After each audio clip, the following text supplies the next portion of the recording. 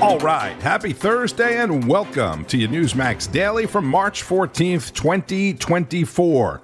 Pi Day, as in P-I, pi, with 314, today's date, representing the first three numbers of the infinite digit, pi. P-I. Very exciting for math enthusiasts, but we all get to celebrate with pie specials of all kinds today, including pizza pies. And who's going to complain about that? Today is also Popcorn Lovers Day in the US of A. Americans consume about 4.5 billion, that's with a B, billion gallons of popcorn a year, more than any other country in the world, in fact. And we certainly could have used some popcorn to go along with all the drama unfolding on Capitol Hill the past few days. We barely got to digest Robert Hur's hearing, and then yesterday, the very contentious TikTok hearing. We are in a Cold War with China, and some of my colleagues want to ignore this fact. The answer to CCP-style propaganda is not CCP-style oppression.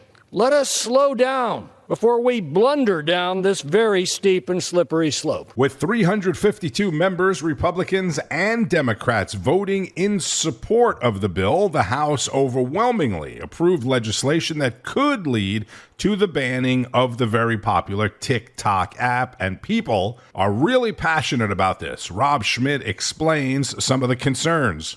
The desire to ban this app ostensibly comes from a good place. The Chinese are hoarding data on Americans with this app. There are fears about the Chinese spying on Americans with this app. But also that TikTok is far different here in the U.S. than it is in China, where it was developed. The Chinese version is excessively healthy for Chinese culture and for their kids, filling them with patriotic ideals, teaching them skills. TikTok is very informative and healthy in Red China, whereas the American version is filled with a lot of mind-numbing nonsense, softcore nudity, and quite a bit of far-left ideological propaganda, as you might know. The bill, should it pass the Senate, would require TikTok's Chinese parent company ByteDance to sell it or risk having the app barred from app stores and web hosting services in the United States, something the government has been working on and talking about for about 4 years. You know, we're sitting here with phones made in China. We're wearing suits made in China. We drove cars here with chips that are made in China, and they're our foreign adversary, and by golly, we're going to do something about it. What are we going to do? We're going to tell Americans they can't put a piece of software on their computer. This could ultimately prevent some 100 million plus Americans from using an app, but the real argument is not so much banning the app as it is having an American company possibly own it. Which brings us to the second concern, the fact that some of the most conservative people in Congress, not all, in fact, only a few, members who hate China, members who hate TikTok and what it's doing to our culture and our kids, some are standing in strong defiance of this bill. In addition to about 50 Democrats, in all fairness, who voted against it, 15 Republicans did as well. And in that group, we find Thomas Massie, Greg Steube, Marjorie Taylor Greene, Matt Gaetz, Andy Biggs, and others. That's an excessively conservative, if not in some cases libertarian group. Over in the Senate, Rand Paul called this bill a disturbing gift of unprecedented authority to Joe Biden. Thomas Massie said this today on the House floor. We don't need to be protected by the government from information. Some of us just don't want the president picking which apps we can put on our phones or which websites that we can visit. We don't think that's appropriate. We also think it's dangerous to give the president that kind of power, to give him the power to decide what Americans can see on their phones and their computers. To give him that sort of discretion, we also think is dangerous. So the dangers of a bill like this at a time when our own government is so willing and capable of lying to us for political reasons cannot be ignored. Remember, the intelligence agencies told us that the politically destructive Hunter Biden laptop and its contents, revealing the Bidens as very sleazy influence peddlers in very shady countries, that was dubbed Russian disinformation by your government. The New York Post, a newspaper nearly as old as this country, was accused of doing the bidding of the Russians by your government for simply reporting the truth, and your government knew that it was the truth. So if this bill is passed, what will Joe Biden be able to do to a media company after the intel community makes another ridiculous claim to protect him to keep Trump out of the White House?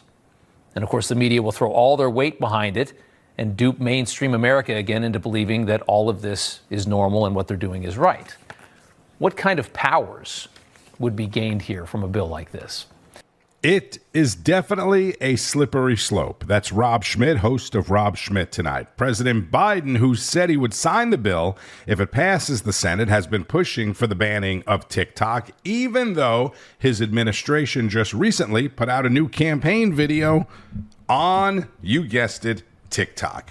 The company's CEO said it's being unfairly targeted, and if you ban TikTok, you should ban all social media platforms. We're going to hear from some others on this in a moment, but first, Greg Kelly, host of Greg Kelly Reports, asked President Trump about it. One more thing from today's news, TikTok, the Republicans Republicans and Democrats just voted to ban it. You don't think they should ban it right now? Well, I didn't say anything other than you have to look at Facebook. Facebook is the enemy of the people. They did those lockboxes. They spent $500 million. Do you know, if you spent more than $5,600 or whatever the number is, if you spent $100 more, they put you in prison for campaign violations, right? Zuckerberg, or Zuckerbucks, whatever you want to call him, is spending, the number is crazy.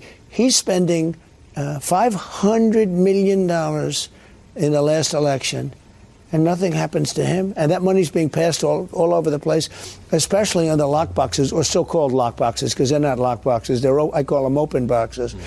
And I think that something has to be done with Facebook. And one thing I will say, I don't want Facebook to get bigger because I think Facebook is an equal threat.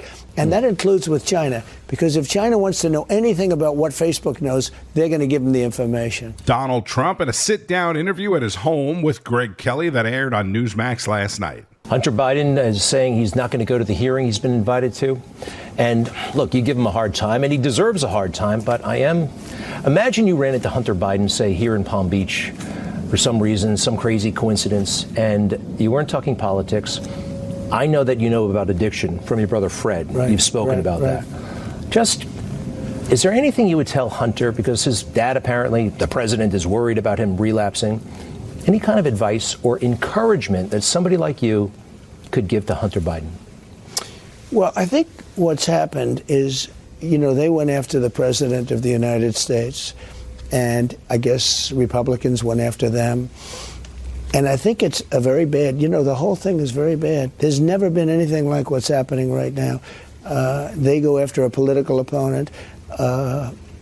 When I say they, I'm talking about Biden. He's going after his political opponent. I think that's made, and without even knowing it maybe, I think it's made Republicans very angry. The Hunter Biden stuff is bad, let's face it. And if you believe the laptop from hell, there's a lot of money that's been exchanged, and it's a lot of money and seems like a lot of proof. They're going to find out, and they certainly have found out, because, look, a lot of money has been exchanged, and from a lot of different countries, including China, and that's serious stuff. But I would just say to him, what do you say? What do you say? So many bad things have seemed to be happening. Now they blame the fact that he's got drug use, and one say they say, oh, he's done a wonderful job, and he was the smartest person I've ever met. This is the father saying it. And then in the other case, every time there's something wrong, he says, well, he's got a big problem with drugs or whatever the problem is. You got to just fight it out, I guess. There's nothing much you can say. He's being accused of some very bad things, but hopefully it all goes away. We have to get back to building our country again. We have to get back to, our country's a laughingstock all over the world. Our country has never been in a position. Now, Putin, as you know, is talking about nuclear weapons. He wants nuclear weapons. And we have a man that can't talk. He can't negotiate. He doesn't know he's alive. He gets up and makes a speech. The other day, he's screaming at everybody like a lunatic. And everybody said, oh, he made it. He made it. He made it through, barely. He made it through the speech, and he was all jacked up. And you just wonder what's going on. This is a very dangerous time for our country. Two more quick things. I want to respect your time. In 2016, you did the opposite of what the political professionals would recommend, almost every turn, and you won. And that's amazing. That's a testament to you. But is there such a thing as overconfidence? I mean, you've been right a lot, but nobody's right all the time. Is there such a thing as overconfidence? Are you, at this point, tough to advise? Or, I know you got great advisors, but did you learn some negative lessons by being right when they were wrong? And you might think, well, I'm always right. They must always be wrong. Well, they do have a hat on, and I don't produce it. Somebody else. Trump was right about everything. I mean, if you look at all of these many, many things, I've been right about everything. I've been right about immigration. But the little things, tactics and things like that. Look, I listen to a lot of very smart people. I listen to people that aren't so smart, and you find out they're not smart later on. Look, I've had people that are great working for me, but I've also had people where it was a mistake having them. One of the things, and I say this very, very strongly, I believe it very strongly. I came to Washington. I wasn't like in the Washington establishment. It's an establishment. I was a New York person, and I didn't come here much. I was here, they say, the press says 17 times. I didn't know people like normally you would. And I put great people in, but I also put people that I made a mistake with. I made a mistake with some people I put in. Obviously, it wasn't a grave mistake because we had no wars. I got out of wars. I rebuilt the military. We defeated ISIS. You know, all the different things we did, lowest taxes ever.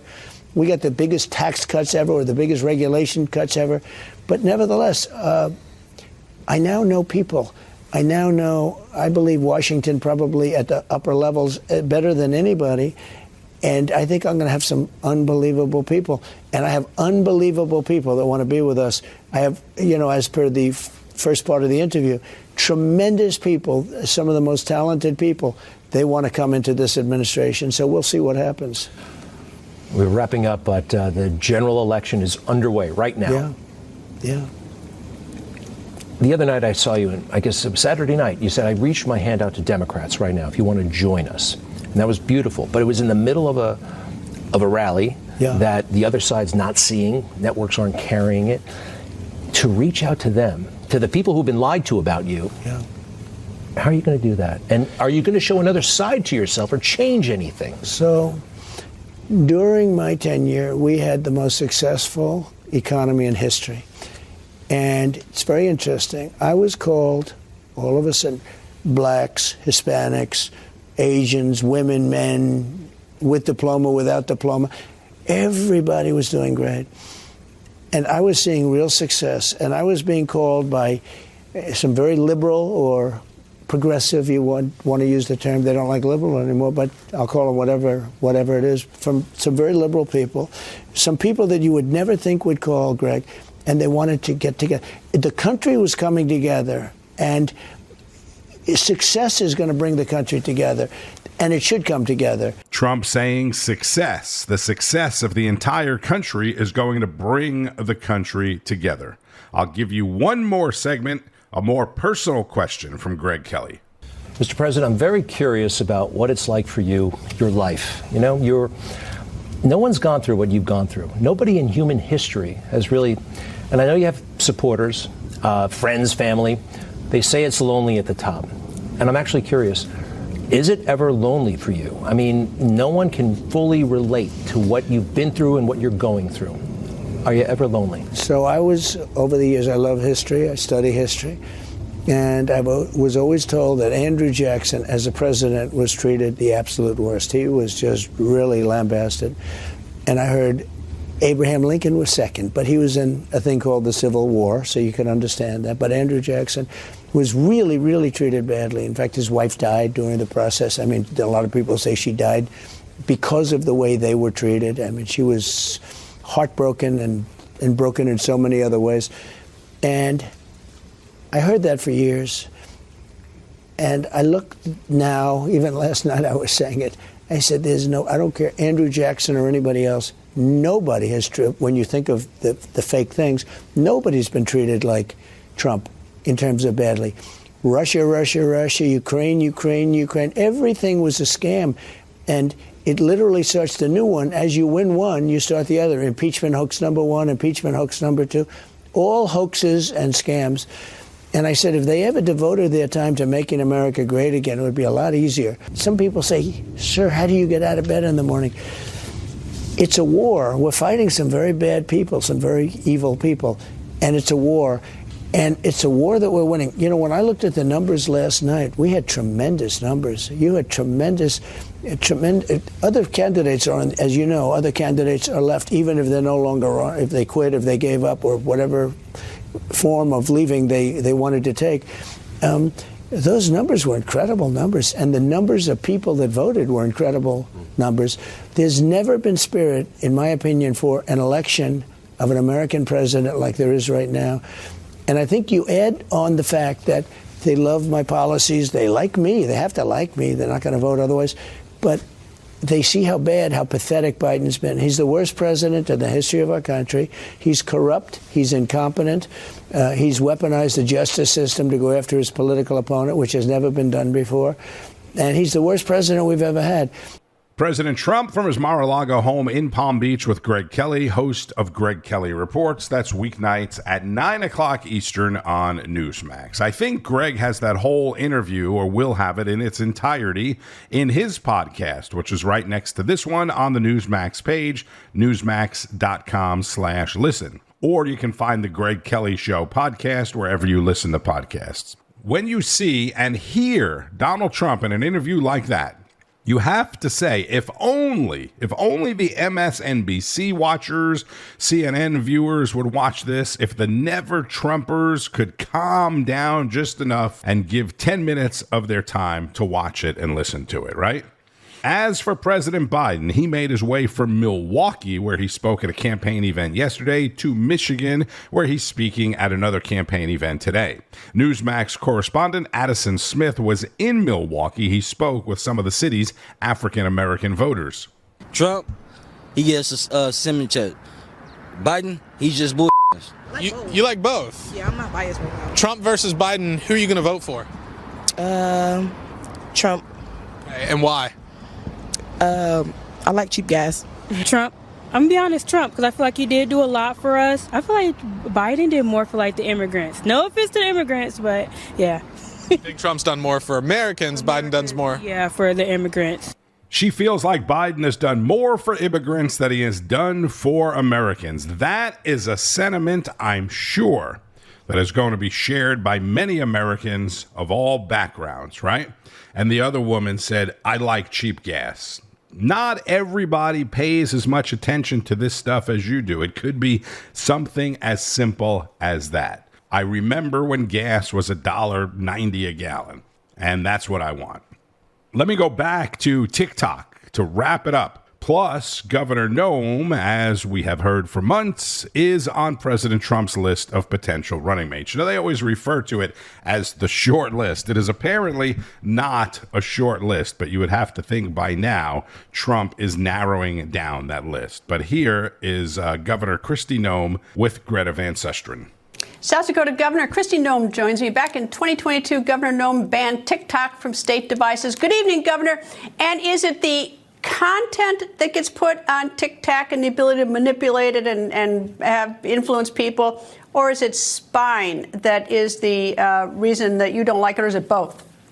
Both. The fact that it is owned by China should be alarming to every single American. It's also how they are gathering data and information off of our phones. When you give TikTok access to your phone, such as downloading their app and watching their videos, they're collecting what those videos are and what other apps you access, what other information you may store into your phone, what your contacts are. They may even have ways to get into your financial institutions, your banking apps. And we don't know how extensive their penetration is into our lives because they don't follow any rules. They're nefarious actors and they hate the United States of America. But they also can manipulate us. And that's what I think is so interesting. You just, Greta, laid out exactly why this is such a dangerous tool, is because in China, for their youth, they're using it for a very different purpose.